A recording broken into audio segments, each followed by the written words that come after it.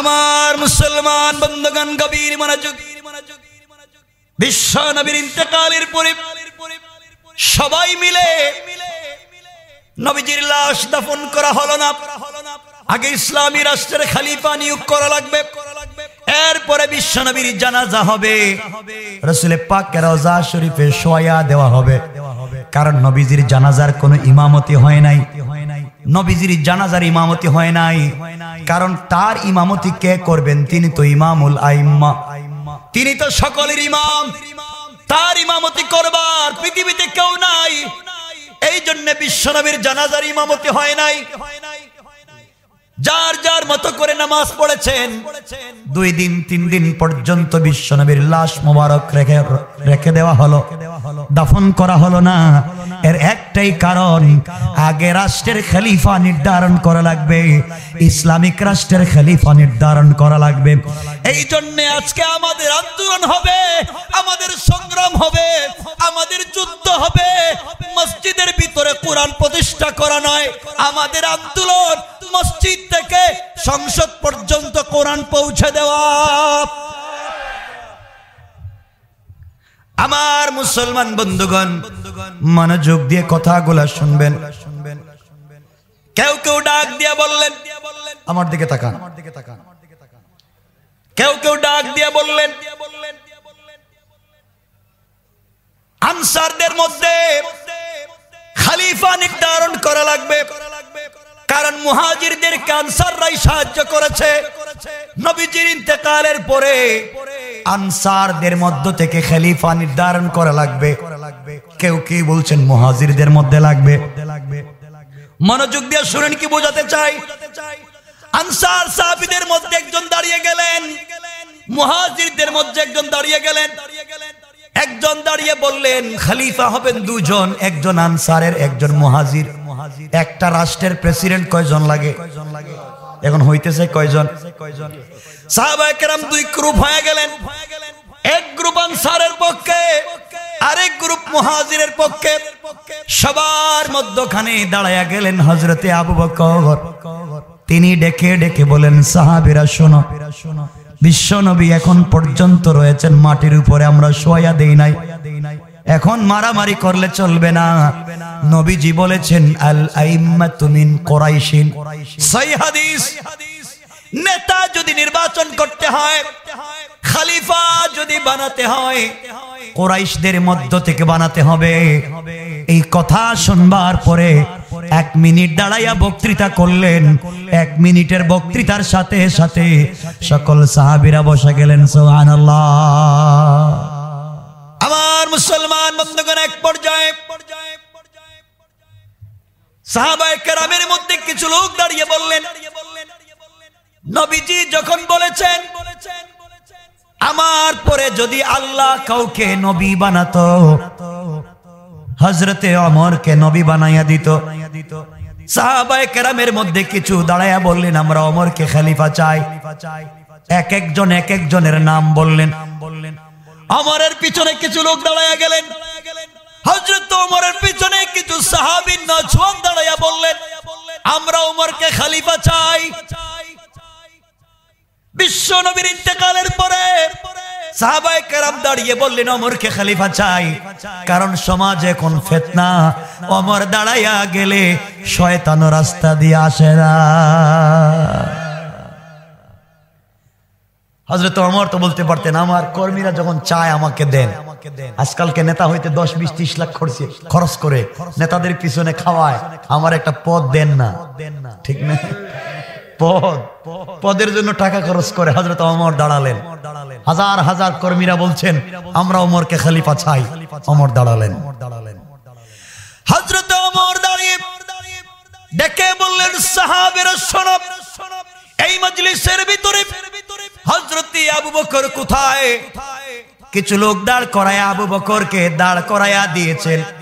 হযরত আবু বকর চোখের পানি ছেড়ে ছেড়ে কাঁদতেছেন। আস্তে আস্তে করে হযরতে ওমরে ফারুক রাদিয়াল্লাহু তাআলা আনহু আবু বকরের সামনে গিয়ে ডেকে বললেন, ভাই আবু বকর, কিছু লোক তো আমাকে খলিফা বানাতে চায়, তাদের নেতা তো আমি, আর দেরি করা যাবে না, তুমি হাত লম্বা করে দাও, সর্বপ্রথম আমি তোমার হাতে বায়াত নিয়া এই মদিনার রাষ্ট্রের খলিফা আমি আবু বকরকে চাই। কেমন নেতা ছিলেন তারা!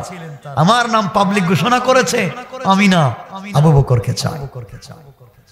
কর্মীরা যখন দেখলাম তাদের নেতাই তো নাই, নেতা আরেকজনের হাতে বায়াত নিয়েছে, সকল সাহাবায়ে কেরাম মিলে বিনা বাক্যে আবু বকরকে মেনে নিলেন। আবু বকর রাষ্ট্র চালালেন, দীর্ঘদিন পর্যন্ত রাষ্ট্র চালালেন। কষ্ট হচ্ছে? আবু বকর এমন রাষ্ট্রের খলিফা হয়ে গেলেন, দীর্ঘদিন পর্যন্ত রাষ্ট্র চালালেন। একদিন হযরতে ওমর ফারুক রাদিয়াল্লাহু তাআলা আনহু, তিনি হলেন প্রধান বিচারপতি, হযরতে আবু বকর হলেন রাষ্ট্রপতি, প্রেসিডেন্ট, খলিফা। সকল সাহাবীরা বসা, মদিনার মসজিদে ওসমান বসা, আলী বসা। ইসলামী রাষ্ট্রে যদি ইসলাম পৌঁছে যায়, কালিমা পৌঁছে যায়, দ্বীন পৌঁছে যায়, সংসদ পর্যন্ত যদি কোরআন পৌঁছে যায়, মানুষ কেমন শান্তিতে থাকতে পারে আপনাদেরকে সে উদাহরণ দিতে চাই। আমার বন্ধুগণ, হযরতে আবু বকর খলিফা হয়ে গেলেন, আমার প্রধান বিচারপতি হয়ে গেলেন, চিফ জাস্টিস। হযরতে আবু বকর একদিন বসা, আমর আলী বসা, ওসমান এসে বললেন, খলিফাতুল মুসলিমিন, আমিরুল মুমিনিন হযরতে আবু বকর, আপনি মুসলিম রাষ্ট্রের খলিফা। আমার জানামতে আপনি বলেন তো, এই রাষ্ট্রের ভিতরে কোন নাগরিক যদি না খেয়ে মারা যায়, কিয়ামতের দিনে কি আল্লাহর কাঠগড়ায় আপনাকে জবাবদিহি করা লাগবে? আবু বকর চোখের পানি ছেড়ে দিয়ে ডাক দিয়ে বললেন, ভাই ওসমান রে, ইসলামের রাষ্ট্রে একটা কুকুর যদি না খেয়ে মারা যায়, কিয়ামতের দিনে কুকুরের কারণে আল্লাহর কাঠগড়ায় জবাব দেওয়া লাগবে। কোন সুবহানাল্লাহ! কেমন ইসলাম রাষ্ট্র থাকলে কি হয়? হযরত ওসমান বললেন, ভাই আবু বকর, আমি খবর নিয়ে দেখেছি আপনার মদিনা রাষ্ট্রে একজন বিধবা বৃদ্ধা মহিলা আছে, যার ছেলে নাই, যার মেয়ে নাই, যার কোনো সন্তান নাই। এই মহিলা চোখে দেখেন না, অন্ধ, তার ঘরের ভিতরে কে খাবার পৌঁছে দিবে? আপনার রাষ্ট্রের একজন বিধবা মহিলা, তার খাবার কে পৌঁছে দিবে? তার খিদমত কে করবে? আপনার রাষ্ট্রে যদি একজন বৃদ্ধা মহিলা না খেয়ে মারা যায়, তার খিদমতের জন্য কোন লোক যদি না পাওয়া যায়, কিয়ামতের দিনে বিশ্বনবীর সামনে আপনি কেমনে দাঁড়াবেন? এই কথাগুলো শুনবার পরে আবু বকর সিদ্দিক বললেন, ভাই শোনো, আমি রাষ্ট্রের খলিফা, আমি যখন খবর পেয়েছি অবশ্যই মুসলিম রাষ্ট্রের বাইতুল মাল থেকে এই বৃদ্ধা মহিলার খাবারের ব্যবস্থা করে দেব, 3 বেলা সে খেতে পারবে, আমি ব্যবস্থা করে দেব, আমি নিজে ব্যবস্থা করে দেব। আর বাংলাদেশে যখন ইউনিয়ন অফিসে গরিবের জন্য গম আর চাউল আছে, তখন দেখা যায় 100 বস্তা আসলে 60 বস্তা আগেই বিক্রি করে দেয়। বাংলাদেশ সরকারের মাননীয় প্রধানমন্ত্রী কয়েকদিন আগে মানুষকে গড় উপহার দিয়েছেন, কিন্তু দেখা যায় এই দেশে এমন নেতা রয়েছে, প্রধানমন্ত্রী দিলেন ফ্রি ঘর, আর কিছু নেতা 10 লাখ টাকা নিয়ে পাবলিককে ঘর দিয়েছে। ঠিক কিনা বলেন? এগুলার নেতা মানাইছেন আপনারা সুর।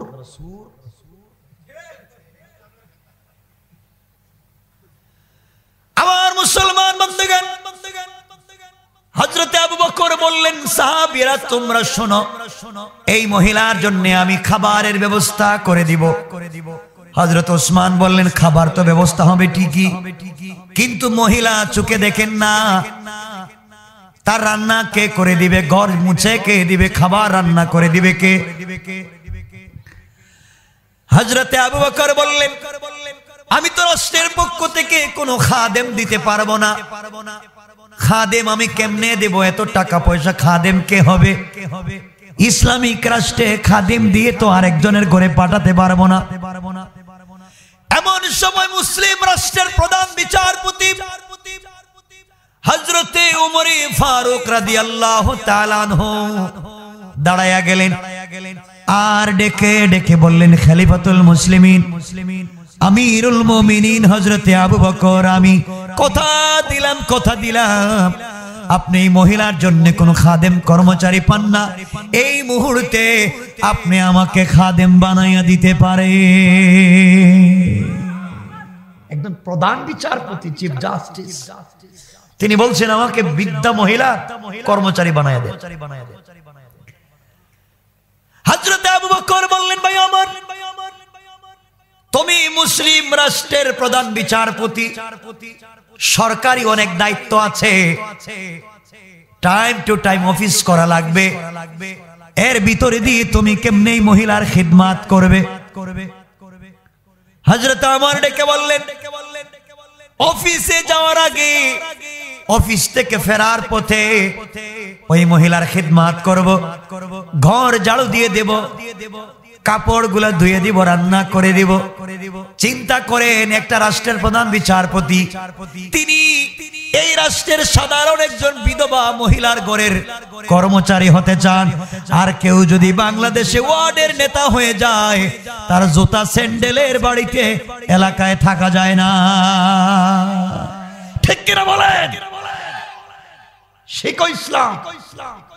ইসলাম যদি রাষ্ট্রে পৌঁছে যায়, মানুষের দিল দিমাগ কেমন হয়। আমার কথা মনে কষ্ট পাচ্ছেন? আমার মুসলমান বন্ধুগণ,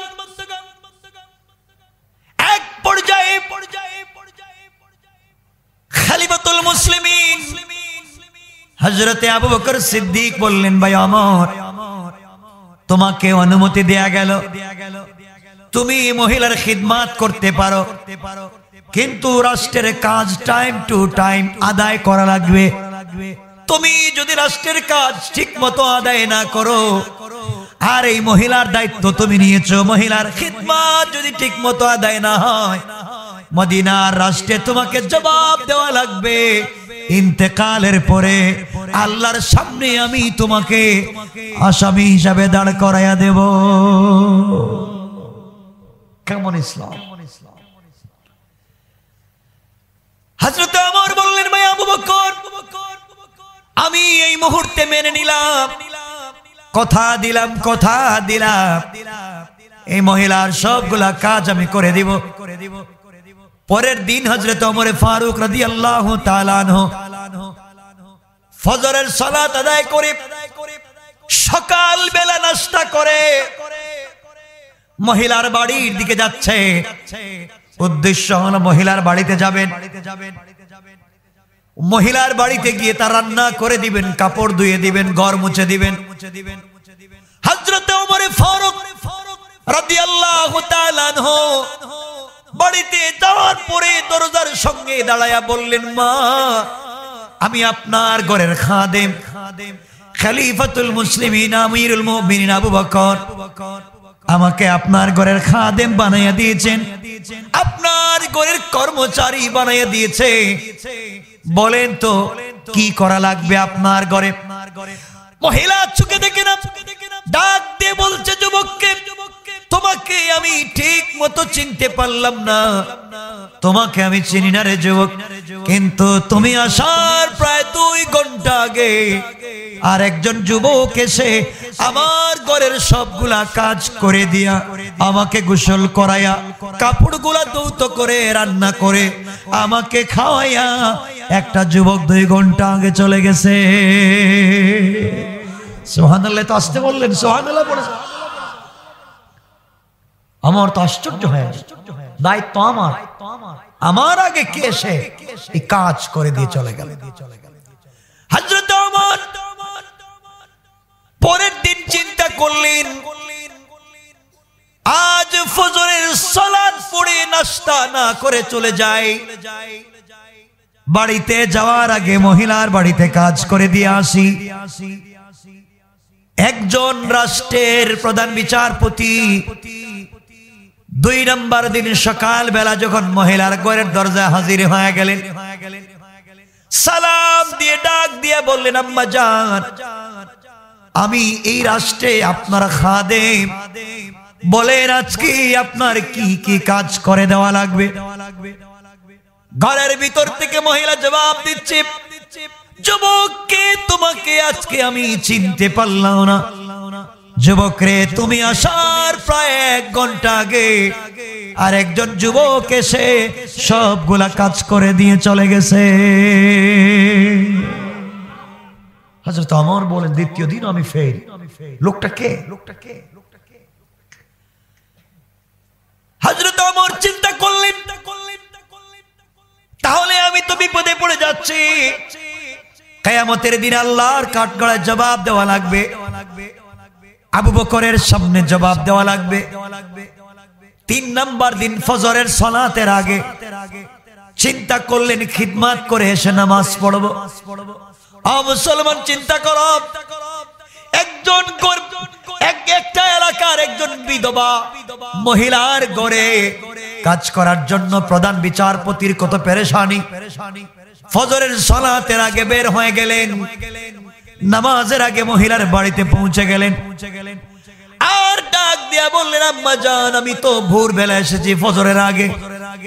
বলেন, আপনি বলেন আপনার ঘরে কি আছে এমন কাজ যা আমাকে করতে হবে? দেন আপনার কাপড়গুলো আমি ধুয়ে দেই, রান্না বান্না আমি করে দেই, যা যা করা লাগে আমাকে দেন। মহিলা ডেকে ডেকে বলছেন, যুবক তুমি 3 দিন এসেছো, আজ পর্যন্ত তোমার পরিচয় জানি না। যুবক তুমি শুনে রাখো, তুমি আজকে আসার প্রায় আধা ঘন্টা 30 মিনিট আগে আরেকটা যুবক এসে সবগুলা কাজ করে দিয়ে চলে গেছে। আল্লাহু আকবার। রাষ্ট্র ইসলাম থাকলে যা হয়। ওমর কি ঠান্ডা মানুষ না গরম? সবাই বলেন না। ওমর তো এত গরম যে রাস্তা দিয়ে ওমর হেঁটে যায়, এই রাস্তা দিয়ে শয়তানও যায় না। ঠিক না? শয়তানও যায় না। এজন্য আল্লাহকে বলবো, আল্লাহ তুমি বলেছো নবীজির পরে নবীজি দিবানা, কিন্তু ওমর দিবানা এই কথা বলো নাই। এই বাংলাদেশের জন্য তোমার কাছে আমরা একজন ওমর চাই। ঠিক কিনা বলেন? এই কথা আমার আল্লাহ আমার তেলাওয়াতকৃত আলোচ্য আয়াতে বলছেন। আমার মুসলমান বন্ধুগণ, মাজলুমেরা যখন আল্লাহর কাছে বলেছে, আল্লাযীনা ইয়াকুলুনা রাব্বানা আখরিজনা মিন হাযিহিল কারইয়াতিজ যালিমি আহলুহা। আয় আল্লাহ, তুমি জালেমের রাষ্ট্র থেকে আমাদেরকে বের করে দাও, যেখানে শান্তিতে কথা বলা যায় না। আর যদি এই দেশের ভিতরে আমাদেরকে রাখতে হয়, তোমার কাছে 2 জিনিস চাইলাম। 1 নম্বর তোমার কাছে চাইলাম, ওয়াজআল লানা মিন লাদুনকা ওয়ালিয়া। আল্লাহ, তোমার কাছে একজন নেতা চাই, তোমার কাছে একজন লিডার চাই, যে লিডার রাস্তায় বের হয়ে তাকবীর দিয়ে মাথায় পাগড়ি বেঁধে রাস্তায় নেমে যাবে, খালিদ ইবনুল ওয়ালিদের মতো গর্জন দিবে, আমরা কথা দিলাম তোমার দিন জিন্দা না করে ঘরে ফিরে যাব না। আমার বন্ধুগণ, হযরতে আমার তো আশ্চর্য হয়ে গেলেন, 3 দিন হয়ে গেল খিদমত করার সুযোগ পেলাম না। হযরত আমার চতুর্থ দিন চিন্তা করলেন, আজকে ফজরের সালাত তো পড়বই না, পরে পড়বো। তাহাজ্জুদের সালাত তো পড়বো না, তাহাজ্জুদের আগে আমি চলে যাই। হযরত ওমর চলে গেলেন তাহাজ্জুদের সালাতের আগে, মহিলার খিদমত করবার জন্য পরিশান। বাড়িতে পৌঁছে গেলেন, দরজার সঙ্গে পিঠ লাগাইয়া দাঁড়াইয়া গেলেন। এমন সময় হযরত ওমর শুনেন ঘরের ভিতরে কে যেন আস্তে আস্তে একটা যুবকের কণ্ঠের আওয়াজ শোনা যায়। আমার বললেন আজকে ধরতে পেরেছি, আজ ধরতে পেরেছি। আমাকে 3 দিন কষ্ট দিয়েছে, আজকে 4th দিন আমার কাজগুলা করে দিয়ে চলে যায়। তরবারি খুলেছে, তরবারি কুশমুক্ত করেছেন আর বলেছেন যুবক ঘর থেকে বের হলেই তার শরীর থেকে মাথাটা আলাদা করে দেন। একটু দূরে দাঁড়িয়ে গেলেন, তরবারি খুললেন। কিছুক্ষণ পরে অন্ধকার রাত, একটা যুবক এই মহিলার ঘর থেকে বের হয়ে আস্তে আস্তে চলে যায়। হযরত ওমর দাঁড়ায়া বললেন যুবককে, কে তুমি? হঠাৎ করে মহিলার ঘর থেকে বের হয়ে চলে যাও। গভীর রাত্রি মুসলিম রাষ্ট্রে একজন বিধবার ঘরে প্রবেশ করবার অধিকার তোমাকে কে দিয়েছে? আমি রাষ্ট্রের প্রধান বিচারপতি। তুমি দাঁড়িয়ে যাও, নচেৎ তোমাকে আমি হত্যা করে ফেলবো। যুবক দাঁড়িয়ে গেলেন। হযরত ওমর আস্তে আস্তে করে হাঁটা শুরু করলেন। যুবকের সামনে গেলেন, তরবারি খুললেন আঘাত করবার জন্য। সামনে গিয়ে যুবকের চোখে চোখে যখন চোখ পড়ে গেল, তাকায়া নিজেকে সামলিয়ে রাখতে পারলেন না, তরবারি ফেলে দিলেন, চোখের পানি ছেড়ে দিলেন, হাত পা কাঁপতে শুরু করেছে। তাকায়া দেখেন ওই যুবক আর কেউ না, ইনি হলেন ইসলামিক রাষ্ট্রের খলিফা হযরতে আবু বকর। আল্লাহু আকবার। হযরত ওমর হাউমাউ করে কান্না শুরু করে দিলেন আর ডেকে বললেন, ভাই আবু বকর, তুমি না এই রাষ্ট্রের প্রেসিডেন্ট, তুমি আমাকে দায়িত্ব দিয়েছো বিধবার ঘরে কাজ করে দেওয়ার জন্য। তুমি যখন আমাকে দায়িত্ব দিয়েছো, তুমি আমাকে দায়িত্ব দিয়েছো কাজ করার জন্য,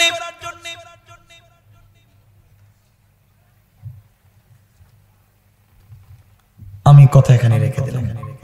আমার জন্য দোয়া চাই, আপনাদের জন্য দিল থেকে দোয়া থাকলো। আল্লাহ যেন আপনাদেরকে কবুল করে, আমাকেও কবুল করে। যেহেতু আলোচনা শেষ করতে বলা হয়েছে, আমি শেষ করে দিলাম। আলোচনা অনেক লম্বা ছিল, আমি এখানে রেখে দিলাম। আমার বন্ধুগণ, ইসলাম এভাবেই সুন্দর, কিন্তু সব কথা তো আর বলা যাবে না, এখানে কথা থাক। ফরজ সালাতের পর ইমামের সাথে সম্মিলিত মুনাজাত কি অধিক সওয়াব নাকি রাসূলের আমল পালন করে মুনাজাত, না কি বুঝি নাই? আচ্ছা, সওয়াব ফরজ সালাতের পরে আমি আপনাদেরকে প্রশ্নের উত্তর দিচ্ছি। যে ফরজ সালাতের পরে ওয়াজিব সুন্নত থাকবে, সুন্নত মুআক্কাদা, যে ফরজ সালাতের পরে থাকবে, সেই ফরজ সালাতের পরে মুনাজাত না করা উত্তম। যেই ফরজ সালাতের পরে সুন্নতে মুআক্কাদা নামে কোন নামাজ থাকবে না, এই ফরজ সালাতের পরে দোয়া করা উত্তম। কথা বুঝতে পেরেছেন? কথা বুঝাইতে পারছি? অনেক ইখতিলাফ আছে, কেউ বলছে দোয়া করাই যাবে না, মায়ের দোয়া করলে ইমামের উপরে মায়ের, আর কেউ বলছে দোয়া না করলে ইমামের চাকরি থাকবে না। কথা বলেন না কেন? মারামারিতে নাই। ফজরের নামাজের পরে কোন সুন্নত আছে? আসরের নামাজের পরে সুন্নত আছে, দোয়া করা উত্তম কাজ, বুখারীর হাদিস। আর যেই ফরজ নামাজের পরে সুন্নত আছে, যেমন মাগরিবের পরে সুন্নত আছে, আছে না? যোহরের পরে সুন্নত, জুমার পরে সুন্নত, দোয়া না করা উত্তম। এই তো একই জিনিস, একই প্রশ্নই তো দুটোটা। পীর না ধরলে নাকি জান্নাতে যাওয়া যাবে না? কতটা বাটপারি, একবারে বাটপারি কথা। পীর না ধরলে জান্নাতে যাওয়া যাবে না কথাটা একবারে কুরআন হাদিস বিবর্জিত শয়তানি কথা। এখন বলি আপনাদেরকে, কোরআন শরীফ এখানে নাই। কোরআনে কারীমের সূরা আল মাইদার 35, 36, 37 নম্বর আয়াত আল্লাহ রাব্বুল ইজ্জত ওয়াল জালাল বলেছেন, ইয়া আইয়ুহাল্লাযীনা আমানুত্তাকুল্লাহ, হে ঈমানদার, যারা আমার উপরে ঈমান এনেছো, ইত্তাকুল্লাহ, আমি আল্লাহকে ভয় করো, ওয়াবতাগু ইলাইহিল ওসিলা, এবং আমাকে পাওয়ার জন্য ওসিলা ধরো। কথা বুঝতে পেরেছেন? কথা বুঝেন? এই আয়াত দিয়ে ওনারা দলিল দেন যে পীর না ধরলে জান্নাতে যাওয়া যাবে না। আল্লাহ বলছেন ওয়াবতাগু ইলাইহিল ওসিলা, আল্লাহকে পেতে হলে ওসিলা ধরো। কথা বুঝতে পেরেছেন? আল্লাহকে পেতে হলে ওসিলা ধরো, এইজন্য আল্লাহ বলেছেন ওয়াবতাগু ইলাইহিল ওসিলা। আর ওসিলা ধরো মানে পীর ধরো। এই আয়াতের যারা অর্থ করেছেন সরাসরি ইসলামের এবং কোরআনের ভুল ব্যাখ্যা দিয়েছেন। আল্লাহ বলছেন ওয়াবতাগু ইলাইহিল ওসিলা। এই ওসিলা শব্দের অর্থ হলো হে ঈমানদার, তোমরা আমি আল্লাহকে ভয় করো এবং আমি পর্যন্ত পৌঁছার জন্য ওয়াবতাগু ইলাইহিল ওসিলা, তোমরা একজন নেতা নির্বাচন করো। নেতা, ওসিলা মানে এখানে কি? নেতা। ওসিলা মানে এর পরের শব্দ পরিষ্কার করে দিচ্ছেন আল্লাহ। আল্লাহ বলেছেন ওয়াবতাগু ইলাইহিল ওসিলা, তোমরা আমি পর্যন্ত পৌঁছার জন্য একজন নেতা নির্বাচন করো। কেন? ওয়াজাহিদু ফি সাবিলি, যেন তোমরা এই নেতার নেতৃত্বে জিহাদ করে আমার জমিনে আমার দ্বীন কায়েম করতে পারো। যদি তোমরা করতে পারো লাআল্লাকুম তুফলিহুন, সম্ভাবনা আছে যাতে তোমরা সফল কাম হতে পারো। কথা বুঝাতে পেরেছি? সূরা আল মাইদার আয়াত। পীর ধরা দললে না দললে জান্নাতে যায়, একবারে ফালতু কথা বলা। কেমনে এটা বলে? শেষ আমি আলোচনা এখানে রেখে দিলাম, আলোচনা তো আর করলামই না, যেহেতু ভাই বলছে সংক্ষেপ কথা শেষ। প্রশ্ন দিয়ে দিলাম। আর কারো প্রশ্ন আছে? কিছু বলবেন কেউ? প্রশ্ন থাকলে বলেন, আমি মোনাজাত করে দিই। আর সভাপতি কথা বললে বলবেন। কারো প্রশ্ন আছে? কিছু নাই? থাকলে বলেন। আমি এমন কোন বক্তা না যে বাড়িতে চলে যাই আপনারা প্যান্ডেলে দাঁড়াইয়া প্রশ্ন করেন। আমি সরাসরি আপনাদের প্রশ্নের জবাব দিব। ওরে আল্লাহ, ওরে মা, না এগুলা করা যাবে না। মসজিদ আল্লাহর ঘর, কাউকে নিষেধ করা যাবে না। যারা বুকের উপরে হাত বাঁধে, যারা হাত ছাড়ে, যারা হাইটা নামাজ পড়ে, সবগুলা হাদিসে আছে। কোনটা আমার এলাকায় নাই, কোনটা আরো এলাকায় আছে। ফিতনা তৈরি করা যাবে না। যে এলাকায় কোন মানুষ ইসলাম নিয়ে ফিতনা তৈরি করবে তাকে সমর্থন করা যাবে না।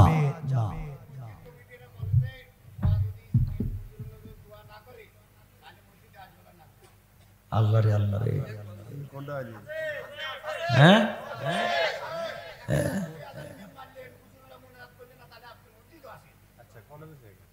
এই কাজ যদি কেউ করে মানে তওবা করা লাগবে। আমি ফতোয়া দিলাম, যদি কেউ বলেন যে আপনি ইমামের সঙ্গে মুনাজাত না করলে মসজিদে আসবেন না, এমন যদি কেউ বলেন তওবা করেন, নাইলে মরবেন জাহান্নামে যাবেন, মরবেন জাহান্নামে যাবেন। এগুলা করা যাবে না। কি প্রশ্ন? মিলাদ কিয়াম এটা আবার কোন জিনিস? এগুলা খামাকা জিনিস না। আরে শোনেন, আরে শোনেন, আমি বলি, এগুলা তো লম্বা প্রশ্ন। মিলাদ মানে মৌলুদ থেকে মিলাদ, মিলাদ মানে কি জন্ম। আর মিলাদ যদি আন-নবী হয় তাহলে আমাদের নবীর জন্ম। আন-নবী আলিফ লাম দিয়ে হয়। তো মিলাদ আর একটা বলছে কিয়াম, কিয়াম মানে দাঁড়ানো। তাহলে বুঝাতে চাচ্ছেন আপনারা ওই যে দাঁড়ায় দাঁড়ায় মসজিদে মিলাদ পড়ে না, এটা নেই, এটা নেই। ইয়া আল্লাহ রে আল্লাহ, আমি কই আইলাম আজকে।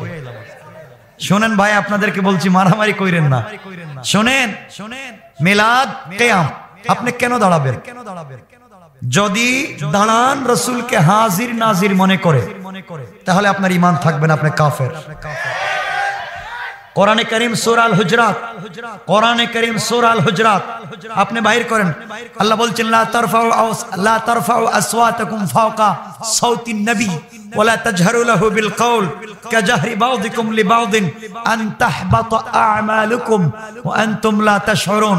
আল্লাহ বলছেন যেখানে রাসূল হাজির থাকবেন সেখানে পৃথিবীর কোন সৃষ্টির ক্ষমতা নাই কথা বলার। যদি তোমরা কথা বলো আনতাহবাতা আমালুকুম, তোমাদের জিন্দেগির পুরা বندگی বরবাদ। ওয়া আনতুম লা তাশউরুন, তোমরা টেরি পাবে না। লা তাআলামুন বলেন নাই, এখানে লম্বা তাফসীর আছে। আল্লাহ বলতে পারতেন ওয়া আনতুম লা তা'লামুন, মানে ভুলে চলে গেছে, ভুলে হয়ে গেছে। আল্লাহ বলছেন ওয়া আনতুম লা তাশউরুন, টেরই পাবে না। এর অর্থ হলো নবীজি হাজির নাজির মনে করে, হাজির নাজির উপস্থিত যাকে দেখা যায়। এখন যদি নবীজি আসছেন এই মনে করে আপনি দাঁড়ান, ঈমান থাকবে না। কারণ নবীজি হাজির ও নাজির না। নবীজি যতক্ষণ পর্যন্ত মক্কায় ছিলেন ততদিন পর্যন্ত মদিনায় ছিলেন না। কথা বলেন না। যদি তিনি হাজির ও নাজির হতেন সব জায়গায়, তাহলে মক্কা থেকে মদিনায় গেছেন কেন? সব জায়গায় তো আছেন। না বুঝেন নাই? নবীজি মক্কা থেকে মদিনায় যান নাই? না যান নাই, তাহলে গেলেন কেন আর আইলেন কেন? উনি তো আসেনি। আল্লাহ কোথাও গেছেন? বলে আল্লাহ আজকে আমেরিকা গেছেন, কালকে বাংলাদেশে আসছেন। এ কথাকে বিশ্বাস করে না? আল্লাহ সব জায়গায় আছেন। যিনি সব জায়গায় আছেন তার যাওয়া আসা নাই। যিনি সব জায়গায় হাজির তিনি যাওয়া আসা করা লাগে না। আল্লাহর রাসূল হাজির না, এজন্য মক্কায়ও ছিলেন, মদিনায়ও ছিলেন। যখন মসজিদে থাকতেন তখন আয়েশার ঘরে থাকতেন না, যখন জিহাদে থাকতেন তখন বাড়িতে থাকতেন না। কথা বুঝতে পেরেছেন? নেয়ার পরে বুঝেন নাই? আর একটু পরিষ্কার করে বুঝাই। আপনারা যখন মুনাজাত করেন, আল্লাহ আমাদের পক্ষ থেকে লক্ষ কোটি দুরুদ আর সালাম নবীজির রওজায় নিয়ে পৌঁছায় দাও, বলেননি? কেন পৌঁছাবেন? কেন পৌঁছাবেন নবীজির রওজায়? নবী তো এখানে হাজির, আমারে দিয়া দাও। কথা বলেন। আপনারা দোয়ায় বলেন নাই কথা? আমাদের পক্ষ থেকে লক্ষ কোটি দুরুদ আর সালাম মদিনায় পৌঁছাও, দিবেন। আমার যুক্তি এই বুঝেন না? এগুলা ফালতু জিনিস। এজন্য মারামারি করবেন না, মানুষকে বুঝাবেন।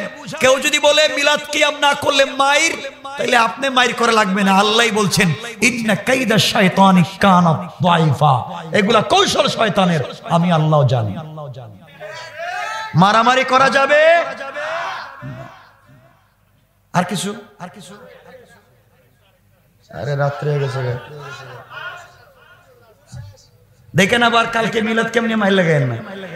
আর আপনারা পড়েন ইয়া নবী কি পড়ে না, এগুলা কইেন না। সালাম আলাইকা মাজার কি তালে, মাজার কেন্দ্রিক মসজিদে কি ইবাদত, মাজার কেন্দ্রিক কি লিখছে?